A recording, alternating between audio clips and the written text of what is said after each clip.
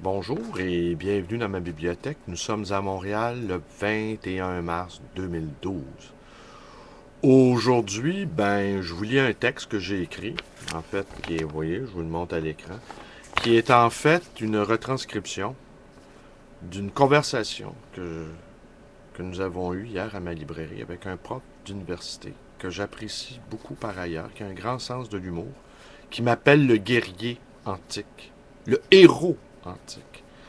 Il y a beaucoup d'ironie là-dedans, mais quand même, j'aime bien qu'on m'appelle le héros antique. J'avais dit qu'il y aurait plus d'éditoriaux en robe de chambre, mais ben voilà. J'ai pas plus de paroles, moi non plus, que n'importe qui. Alors, je vous lis la conversation d'hier.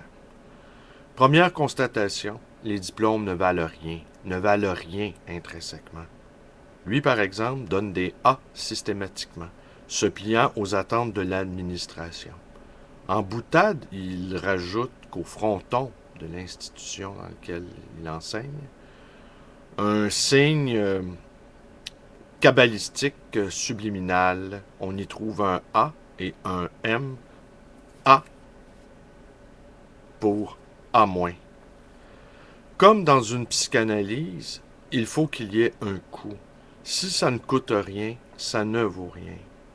Alors ici, il y avait un prof qui assistait à cette conversation-là, qui lui, et pour la grève, disait, oui, mais que le coût des diplômes ne ferait, en augmentant, ne ferait qu'accroître le clientélisme, faisant ainsi de l'étudiant roi qui considérait qu'il a payé pour avoir une bonne note. Alors, comme dans une psychanalyse, il faut qu'il y ait un coût. Si ça ne coûte rien, ça ne vaut rien.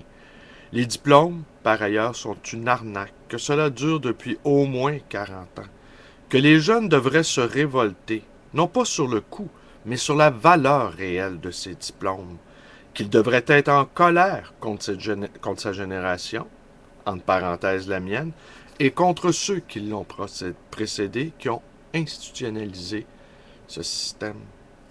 Deuxième constatation. Il pense que la police doit faire son travail, intervenir quand un pont est bloqué, par exemple. On respecte la loi parce que c'est la loi, sans se poser de questions. Ici, il cite Pascal.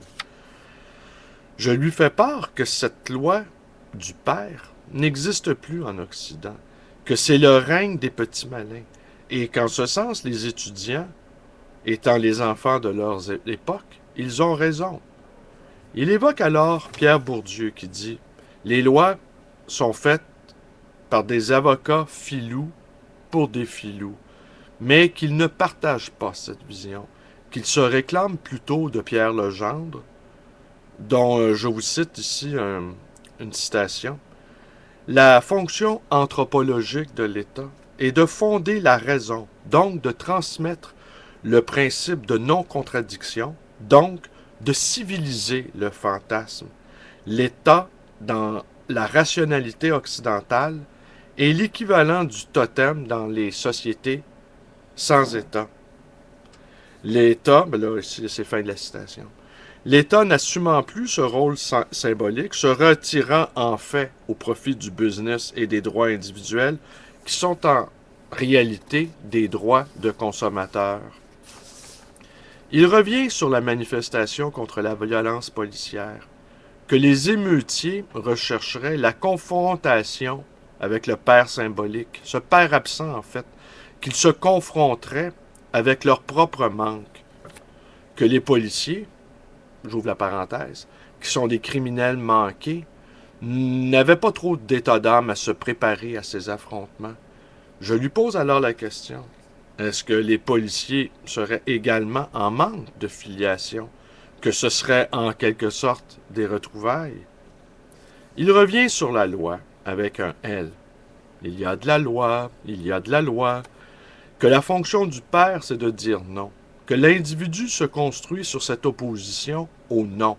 C'est s'appuyer contre. S'appuyer contre. On s'appuie, c'est la base reçue, et on se fait là-dessus. On se construit là-dessus. Et que sans cet appui, l'individu se néantise, et que pour être soutenu, se soutenir en fait, il a dorénavant recours à la pharmacologie. Et là, c'est terrible. Il n'y a ni confrontation, ni dialogue avec des combinaisons moléculaires, que l'être, le sujet, est dissous, qu'il n'a plus de prise. Ça, c'est l'enfer, la perte de tout repère. Troisième constatation. Le gouvernement ne cédera pas et que la population est derrière lui. Qu'au fond, le peuple inconsciemment aspire au principe d'autorité. Et que ce gouvernement, s'il était machiavélique, il déclarerait des élections sur cette question en plein milieu de la grève des étudiants. Alors je lui pose la question, ne trouves-tu pas étonnant que ce principe d'autorité parentale, paternelle, est exercé par une femme et qui visiblement en a fait une question personnelle? Alors, finalement, les étudiants auraient raison. La démission étant institutionnalisée, ils ne font que reproduire le modèle social qui s'est construit au Québec depuis les années 60. Et qu'ici, peut-être finalement, Bourdieu a encore raison. Ce sont les héritiers de ce modèle. Hier soir, j'ai réfléchi à tout cela. Et j'avoue que beaucoup de ces arguments ont porté. Sur le fond, je pense qu'il a raison. Mais je ne crois pas que ce gouvernement d'affairistes a l'autorité morale pour exercer cette fonction d'autorité. On a vu avec quel atermoiement il s'est enfin résolu à créer une commission d'enquête sur la construction. Est-ce qu'il y trouverait là ici l'occasion de se refaire une virginité avec des héritiers déjà spoliés tant sur la forme, valeur des diplômes, et sur le fond, une dette astronomique qui risque de plonger ses étudiants dans une très grande pauvreté dans les années à venir. Et lui-même, ce prof, il ne l'exerce pas cette loi d'autorité parentale, en accordant systématiquement une bonne note à chacun. Il s'en défend qu'il ne veut pas perdre sa job, qu'il a une famille à nourrir. Finalement, chacun se désole que la loi du père est érodée, mais nul n'aurait le courage de l'exercer. Si ce n'est, peut-être, ce gouvernement, miné par les soupçons de copinage avec le crime organisé, inféodé aux divers lobbies financiers et usé par un pouvoir roulant à vide depuis déjà presque 10 ans. Alors voilà. J'ai réfléchi à mon propre cas. J'ai ramené ça à moi. Pas de famille, pas de diplôme, travailleur autonome, sans aucun filet, soumis aux dures lois du marché et massacré de surcroît par les innovations technologiques. J'exerce le métier de libraire depuis presque 20 ans. J'en ai vu des étudiants pleins d'enthousiasme mourir à petit feu, avec des dettes immenses et débouchant sur des emplois, des job-ins, des emplois quasi inexistants.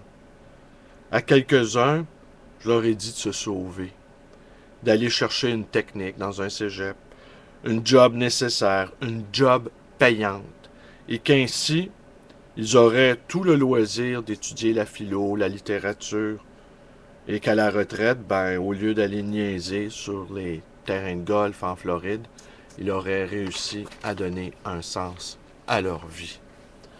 Alors voilà, c'était un point de vue différent sur cette grève des étudiants que je continue de soutenir malgré tout, car je ne les considère pas responsables de cet immense cafouillage de civilisation. Alors voilà, si mes vidéos vous plaisent, vous pouvez vous y abonner à ma chaîne YouTube B. Lalonde 100. Vous pouvez également me faire part de vos observations en me téléphonant à ma librairie dans le 514-736-0999. Vous pouvez devenir un camarade de Facebook en vous joignant à ma page Facebook.